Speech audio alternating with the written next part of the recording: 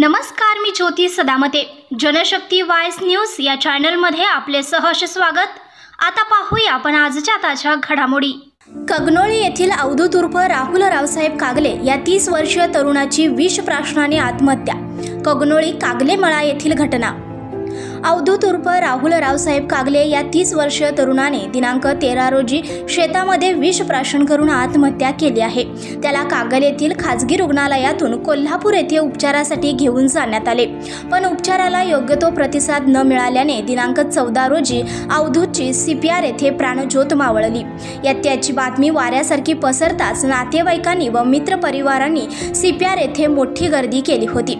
अवधूत हा पेट्रोल पंपावर कर्मचारी होता. त्याचप्रमाणे अवधूतने क्रिकेट क्षेत्रामध्ये आपल्या अचूक अशा खेळाने क्रिकेट प्रेमियांच्या मनामध्ये आपले स्थान निर्माण केले होते.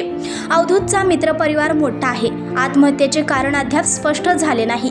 त्याच्या पश्चात आई, वडील, पत्नी, 2 मुले, भाऊ असा परिवार आहे. त्याच्या जाण्याने कुटुंबियासमवेत कगनोळी गावावर शोककळा पसरली आहे.